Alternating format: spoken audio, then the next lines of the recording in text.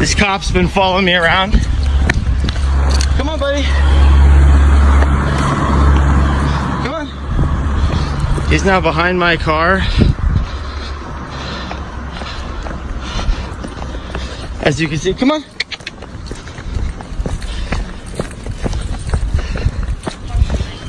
Come on, it's okay, come on.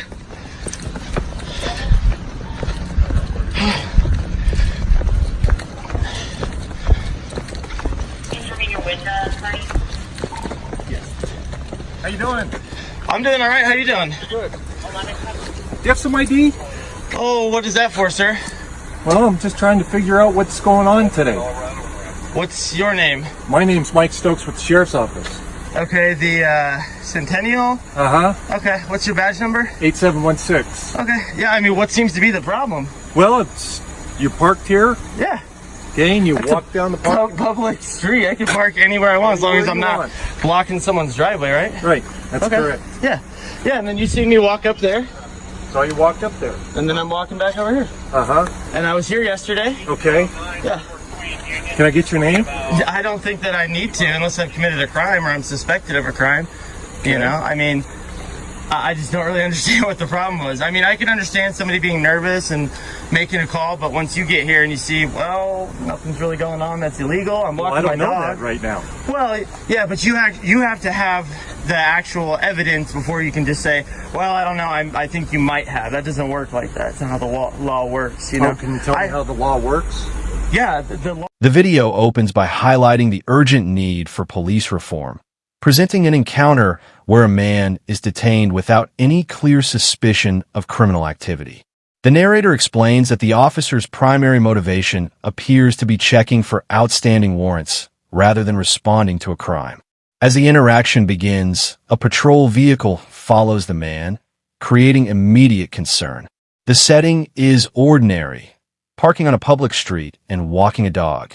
Yet law enforcement attention escalates without explanation, setting the stage for a constitutional dispute. Law in Colorado states that I have to be under suspicion of a crime, either have committed one or I am about to. And you have to have reasonable suspicion that I am about to or have or something of that nature.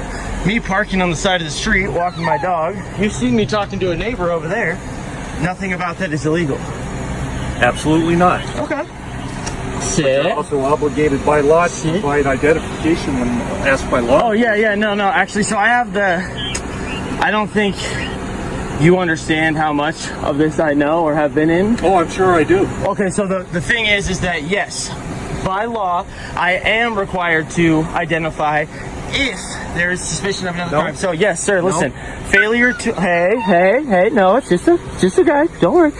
Failure to ID is a secondary charge, meaning, hey, look, I just did this crime. Now you come up and say, I need your information. You're being charged with such and such a crime. I must identify myself at that point. And if I do not identify myself, at that point, I would get the secondary charge of failure to identify because I am lawfully arrested or being charged lawfully with a crime. At this point, that's not the case. I'm not being charged with the crime. I'm not even under suspicion of a crime. Suspicious activity in itself, which if that's what you're trying to call this, is not a crime. You know, I mean, I can understand, like I said. Did I say that you've committed a crime? Well, no, but you're asking for my ID saying that I am obligated. You said that I'm obligated, which is not correct. Okay. Well, you're obligated to identify yourself. Yeah, once I've been charged with the crime, sir. Yeah. That is how it works. I mean, if you'd like, and you want to take this any further, I'd request that you get a supervisor, please. An officer approaches and requests identification, offering no specific reason beyond curiosity about what is going on. The civilian calmly explains that parking legally, walking on a public street, and speaking with neighbors are not crimes. He correctly states that reasonable, articulable suspicion is required before identification can be demanded. Despite acknowledging that no crime has occurred, the officer continues pressing for ID.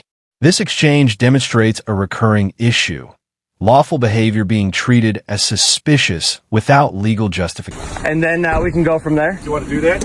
Well, I mean, if you're going to leave and just leave me alone, obviously seeing that there's no crime, then no, have a great day type of thing. But if it is going to be something where you're going to try and take this any steps further, or you're going to lie to me and say that I'm obligated to identify myself, at that point I would like that you get a supervisor, please. Adam 31. So you're gonna take this farther?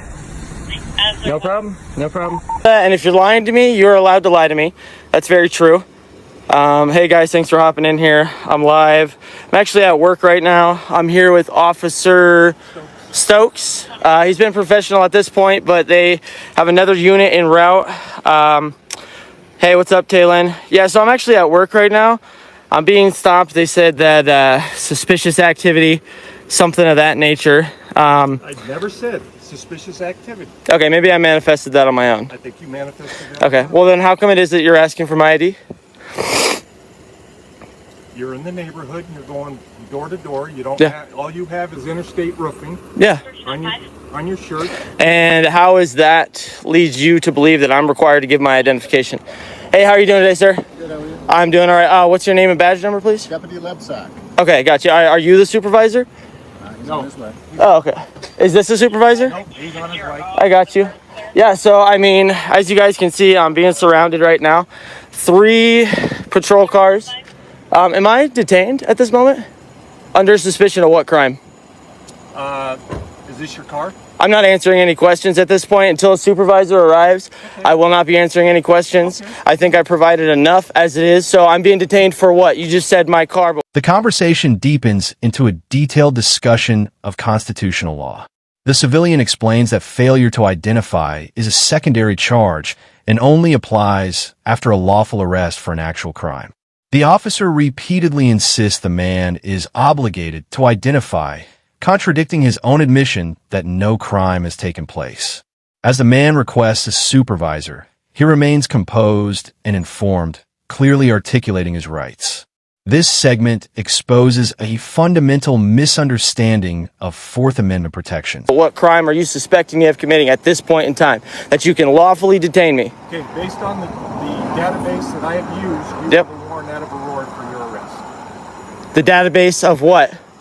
Okay? That's why you're being detained. Okay. Now, you're being cooperative with me, Yes. but if I feel that you're not going to be cooperative with me, I'll detain you in handcuffs. Okay. Well, I honestly don't think there's any need for that. I don't think so. You know, I have no weapons on me, no ill will, no ill intent. The fact, first off, there's no probable cause to be running any license plate. Second off, you don't even know who I am at this point in I time. do. Okay? Now I'm asking You have suspicion. Right. Now I'm asking you for identification. Mm-hmm. Because I have reasonable suspicion now. This is my supervisor. This is your supervisor. Hey, how's it going, man? How are you doing? Good, yourself? I am doing all right. I mean, I'm not sure what's going on here. We got a ton of police officers. I'm surrounded. I mean, I'm feeling pretty nervous right now. I'm at work, okay? I'm using this vehicle for work, and this officer, for some reason, feels that he has reasonable suspicion to be running plates around here or thinking about other stuff. I've committed no crime. Public roadway, so yes. Yeah, well, no, you actually have to have some sort of suspicion to actually be able to run it and go through that. It's on a public roadway. Yeah. Okay. So what is? Identification, because that's what he's requesting. Yeah, I know, but there has been no crime at this point, so I'm not gonna give identification. Suspicious person walking around the neighborhood. Is not a crime. Suspicion in itself is not a And crime. he is contacting you. He Yeah. has reasonable suspicion to contact you. No, that's the problem. He doesn't. What is the reason? Reasonable suspicion to What is a reasonable suspicion, sir? that you're walking around this neighborhood. Yeah. And you say you're at work, so you need to prove to us in some way that you're... No. See, that's actually the problem. You guys have to prove that I have done something wrong. Innocent until Okay. proven I guilty, understand right? you're filming me. I don't really care. Yeah, I'm just filming for my. Multiple patrol cars arrive, surrounding the man and escalating the encounter. He asks directly whether he is being detained and for what crime. Officers reference databases and vague suspicions, eventually suggesting a possible warrant without clearly establishing probable cause. Threats of handcuffing are introduced if cooperation is not given. Despite the intimidation, the man maintains that suspicion alone is not a crime and that innocence is presumed. The situation illustrates how authority can be leveraged to pressure compliance. Protection, just as the other officers are filming for We're their not gonna play this protection. game. He Yeah. asked you for identification. Yeah. If you don't relinquish that identification, it could be an additional charge. No, see, that's From a what I secondary charge, From what I understand sir. is you have a possible warrant for your arrest. That So that we is need besides to the point at prove this that point or not because prove that. no. See, you guys have to prove that I have done something wrong. See, sir, the law works that you're innocent until proven guilty. So for you to say that I'm going to get a charge for that. That's only for probable cause arrest.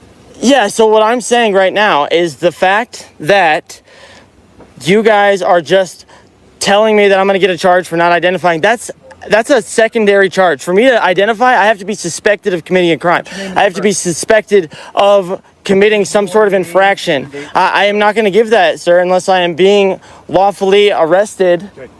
Is that what's happening? That's what's happening. Okay.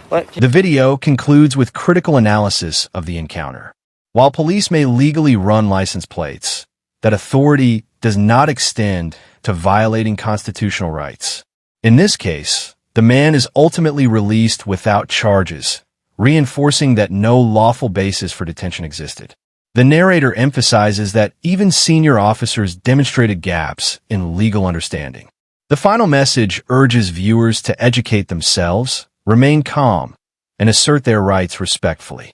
Awareness, documentation, and public engagement remain essential tools for accountability.